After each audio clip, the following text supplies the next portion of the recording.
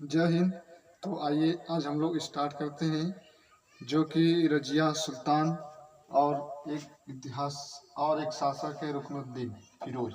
ठीक है, हम लोगों ने इससे लेक्चर 2 में जो है कि हम लोगों ने चर्चा किया था दिल्ली सल्तनत के बारे में। ठीक है, तो रुकनुद्दीन चौथे नंबर पे शासक बन रहा है, जो कि देखते हैं।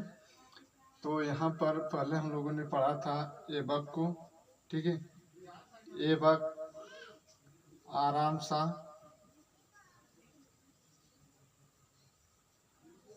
शाह को पढ़े थे, इल्तुतमिश को देखे थे, इल्तुतमिश। और चौथे नंबर पे हम लोग देखेंगे अब रुकनुद्दीन को, रुकनुद्दीन फिरोज। ठीक है, रुकनुद्दीन फिरोज को देखते हैं हम लोग, जो कि इसका शासन है 1236 तक। ठीक है, तो हम लोगों को इसी चौथे नंबर पे शासक जो कि रुकनुद्दीन फिरोज के बारे में देखते हैं हम लोग। देखिए, रुकनुद्दीन फिरोज जो है कि इसकी माता का नाम पूछता है, क्योंकि इसकी माता जो कि एक नाम माता क्या फिर सुल्तान बना था। ठीक है, लेकिन वास्तविक शक्ति पूछी जाए तो इसकी माता के हाथों में थी। ठीक है, वास्तविक शक्ति जो कि इसकी माता के हाथों में थी। रुकनुद्दीन फिरोज की माता का नाम था शाह तुर्कान। ठीक है, वास्तविक शक्ति जो है कि इसी के हाथों में थी। शासन सत्ता जो कि शाह तुर्कान ही चलाती थी। इसका पुत्र एक अयोग्य शासक रहा होगा, तभी ने इसकी माता क्या क्या अपने पुत्रों को पुतला बनाकर बैठा दिया, जो कि योग्य नहीं है। सिर्फ शासन सत्ता, इसको इंटरेस्ट नहीं था सब शासन सत्ता करने में, इसलिए इसकी माता ने क्या क्या सारी शक्ति जो है कि अपने हाथों में लेकर शासन सत्ता चलाना प्रारंभ कर दी। ठीक है, तो यह रुकनुद्दीन क्या था, एक अयोग्य शासक था। ठीक है, और सारी शक्ति जो है कि शासन की शक्ति शाह तुर्कान अर्थात उसकी माता के हाथों में चली गई। ठीक है, यहाँ से अगले शासक के रूप में आती है रजिया सुल्तान, जो कि प्रथम मुस्लिम शासिका महिला बनने वाली रजिया सुल्तान थी।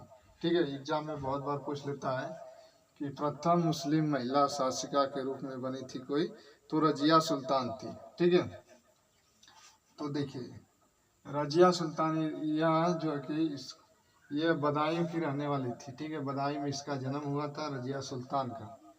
रजिया सुल्तान का जो है कार्यकाल देखेंगे तो एक इतिहासकार है मिनहाज उस सिराज, उनकी पुस्तक है तबकात नासरी।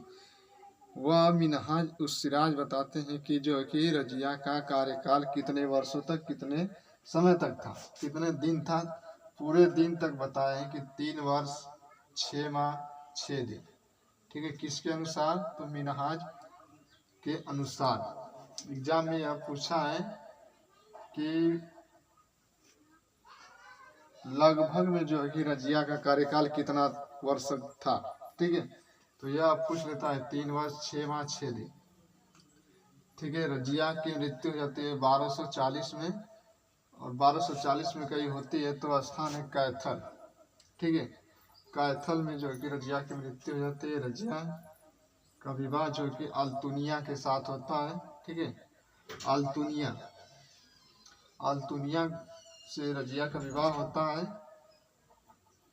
पूछता है कि अश्वसेन का प्रधान नियुक्त किसे की थी रजिया। ठीक है, अश्वसेना का प्रधान जो है कि जमालुद्दीन याकूत को जो है कि अश्वसेना का प्रधान नियुक्त किए थे रजिया। ठीक है, एक अक्तादार पद होता है, अक्तादार पद होता है। ये 2 लोगों को पद दिए थी रजिया सुल्तान ने, एक एतगीन को और एक अल्तुनिया को। जो एतगीन को दी थी अक्तादार का पद, यह बदायूं में आपकी देखरेख करता था, और जो अल्तुनिया था इसको जो है कि भटिंडा आपका इस पंजाब के साइड पर पड़ता है शायद।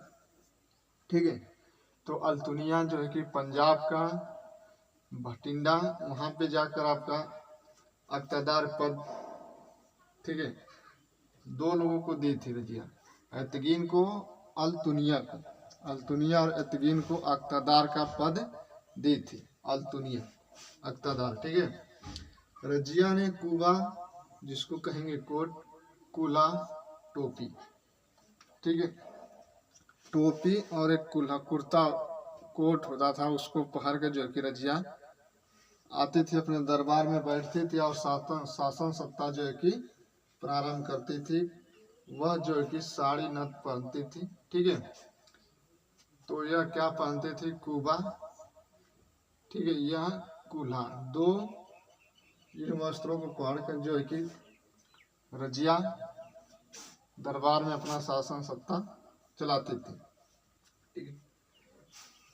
तो रजिया जो है कि रजिया की मृत्यु जब 1240 में हो जाती है, तो देखिए रजिया जो है कि इसका पिता था इल्तुतमिश, ठीक है, पिता जो है कि इल्तुतमिश था,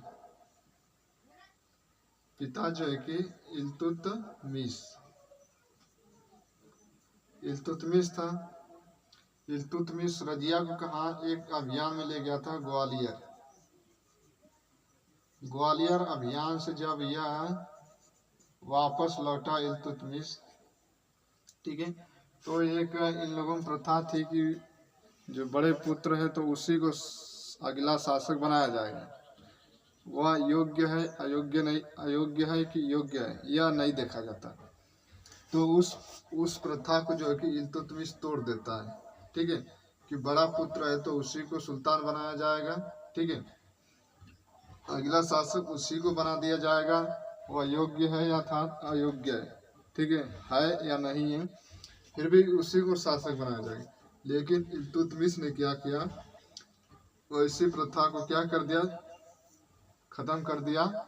और जब ग्वालियर अभियान से या लौटा इल्तुतमिश अपने पुत्री के साथ, तो इसको जो है कि अगला शासक के रूप में, उत्तराधिकारी के रूप में घोषणा करता है।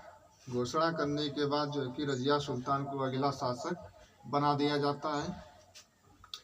रजिया सुल्तान से इतना ही प्रश्न बनता है, यह जो कि रजिया सुल्तान से प्रश्न बहुत बार बनता है कि प्रथम मुस्लिम शासिका के रूप में शासन करने वाली एकमात्र महिला थी रजिया, ठीक है, रजिया सुल्तान।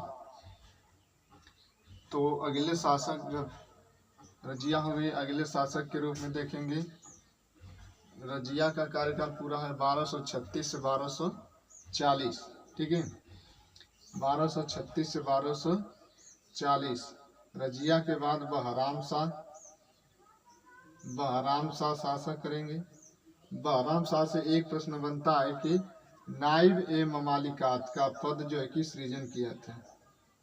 नाइब ए ममालिकात नया पद का सृजन किए थे, नया पद का सृजन, ठीक है, नया पद का सृजन किए थे। और इस पद पे जो है कि नाइब ए ममालिकात के पद पर सबसे पहले किसको नियुक्त किया था, तो एतगीन को। वही एतगीन जो है कि रजिया के समय वह बदायूं का अक्तदार था। एतगीन को ही जो है कि सर्वप्रथम बहराम शाह ने नाइब ए ममालिकात के पद पर जो है कि उसकी नियुक्ति करता है, एतगीन को, ठीक है, एतगीन को नाइब ए ममालिकात के पद पर सर्वप्रथम बहराम शाह ने नियुक्त किया था। और नए पद का सृजन जो है कि बहराम शाह नाइब ए ममालिकात का पद का सृजन किया था। इतना ही बहराम शाह से। अगले शासक जो कि 6वें नंबर के 7वें नंबर पे आते हैं अलाउद्दीन फिरोज, ठीक है, अलाउद्दीन मसूद शाह। अलाउद्दीन मसूद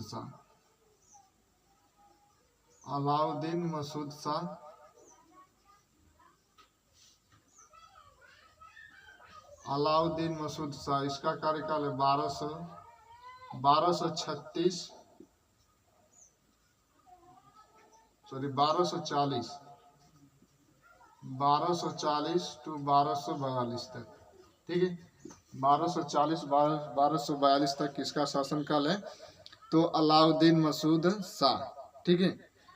इसकी जो कि अलाउद्दीन मसूद शाह के समय में जो है कि 40 तुर्क जो दल थे उन सभी की शक्ति जो कि अलाउद्दीन मसूद शाह की पूरी शक्ति जो है कि जो 40 दल आपके थे, 40 दल जो तुर्क थे, इन सभी में जो है कि अलाउद्दीन मसूद शाह की शक्ति इन लोगों के पास थी।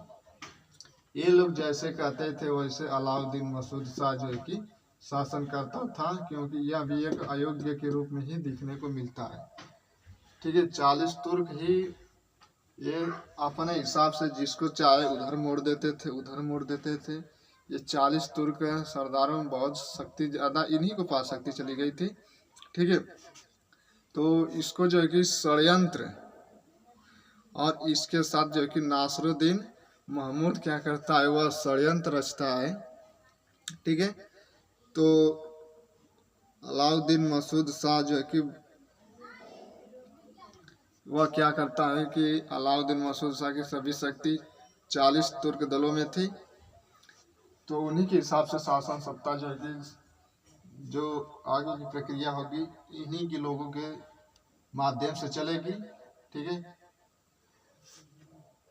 इन्हीं 40 तुर्क दलों को जो है कि बलवान समाप्त कर देता, क्योंकि बलवान एक निरंकुश शासक था। ठीक है, निरंकुश शासक हम उसे कहेंगे जिसके ऊपर कोई कंट्रोलर नहीं होता। ठीक है, कंट्रोलर नहीं है, वह निरंकुश है, किसी के अधीन रहकर वह शासन नहीं करेगा। तो बलवान इन्हीं 40 तुर्क दलों को जो है कि समाप्त करता है और निरंकुश शासन सत्ता की स्थापना करता है। तो इतना ही बस, हम लोग अगले जो जानकारी होगी अगले नेक्स्ट वीडियो में हम लोग चर्चा करेंगे। ठीक है, तब तक के लिए इतना ही। जय हिंद, जय भारत।